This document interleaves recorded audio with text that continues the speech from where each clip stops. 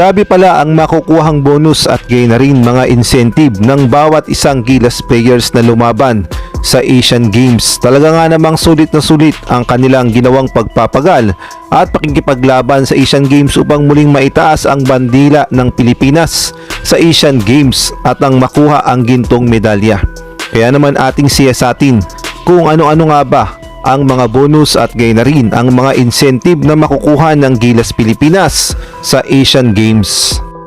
At ito nga yung report ng mga incentives na makukuha ng mga athlete na nakakuha ng gold medal.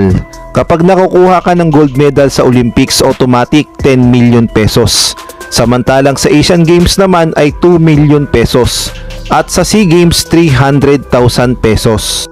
At bukod nga sa 2 million pesos, meron din silang siguradong 750,000 na incentive. Ito nga ay manggagaling sa gobyerno ng Pilipinas. At sabi pa nga sa report, the PSC will be selling out the least 2 million in the cash bonuses plus bonus of 1 million from POC as provided by the law under Republic Act 10699. So lumalabas na 2 million sa PSC at 1 million sa POC. At bukod nga sa 750,000, 2 million at 1 million na bonus, meron pa silang makukuha dito kay Pangulong Bongbong Marcos. Ang sabi nga dito sa report, by tradition from previous administration, most likely President Bongbong Marcos will award the cash bonuses in Malacanang and hands out additionally monetary rewards by matching the incentive received by the athletes.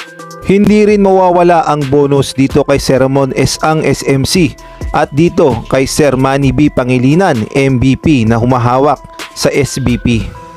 Ang sabi nga sa report, Gilas Pilipinas Team Manager Al Francis Chua said incentives await members of the men's basketball team following their gold medal feat in the 19th Asian Games in Hangzhou, China. Kahit nga mga coaches, lalo na itong si Coach Tim Cone ay makakatanggap din ng incentive sa pagkakapanalo ng Gilas Pilipinas sa Asian Games. Ang sabi nga sa report, how about Coach Tim Cone and other coach? The incentive for the coaches shall be equivalent to 50% of the cash incentives for gold, silver, and bronze medalists. In case of more than one coach, the cash incentives shall be divided among themselves. Kaya naman itong si Abay ay tuwang-tuwa at sabi niya nga ay makakabili na nga daw siya ng kalabaw. Malukat mo yung kabaw. Bakasyon na lang ako. Baka ka rin sa tawan. Malukat na kabaw. Malukat na itong kabaw ba? Malukat na itong kabaw ba? Ito kibrito na kabaw. Lukat na ito.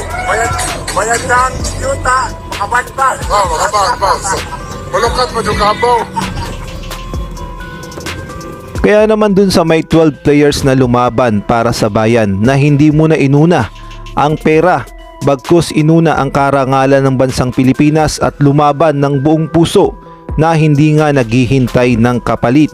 Sulit na sulit nga ang kanilang pagpapagal. Ang sabi nga ni Chino Trinidad, naniniwala ako na ang grupong ito ay dinisenyo para matalo.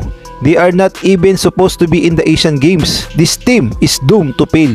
Pero dahil sa bagong coach at humawak sa national team ay nag-overachieve ang Gilas. Kahit nga si former Senator Ping Lacson ay merong komento sa Gilas. Ang sabi niya nga, what does Gilas Pilipinas winning the Asian Games Basketball Championship after the team's pathetic FIBA finish tell us leadership matters.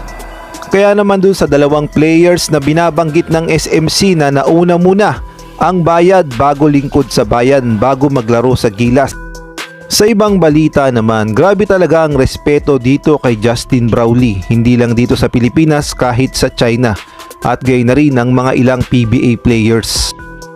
Sabi nga ni Rico Mayor Hopper, kumain tayo sa karinderya sa maliit na restaurant, kakain din siya. May mga import na hindi kakain, si Justin Brownlee kakain.